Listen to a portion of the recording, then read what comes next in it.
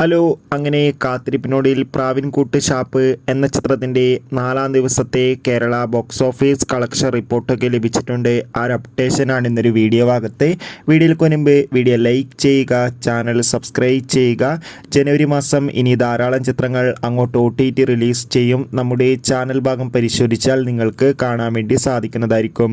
ബേസിൽ Joseph, Soubin, Chemban Vinod, Chandini എന്നൊക്കെ പ്രധാന കഥാപാത്രങ്ങളായ ചിത്രമായിരുന്നു പ്രാവിൻകൂട്ട് ഷാപ്പ്. ചിത്രത്തിന് മികച്ചൊരു പോസിറ്റീവ് റെസ്പോൺസ് തന്നെയാണ് ഇപ്പോഴും പുറത്തുവന്നുകൊണ്ടിരിക്കുന്നത്. അതുകൊണ്ട് തന്നെ എല്ലാ സിനിമാ പ്രേമികളും ഒരേപോലെ ചിത്രത്തിൻ്റെ ഓരോ ദിവസത്തെയും ഓരോ കളക്ഷൻ റിപ്പോർട്ടും അറിയാൻ വേണ്ടി ഏറെ ആകാംക്ഷയോടെയാണ് കാത്തിരിക്കുന്നത്.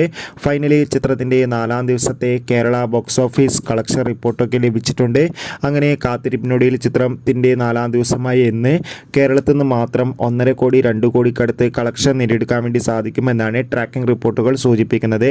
കാത്തിരിക്കാം ചിത്രത്തിൻ്റെ കൂടുതൽ ബോക്സ് ഓഫീസ് കളക്ഷൻ റിപ്പോർട്ടിനായി. അടുത്തൊരു വീഡിയോയിൽ കാണുമ്പോൾ ഏവർക്കും ബൈ ബൈ.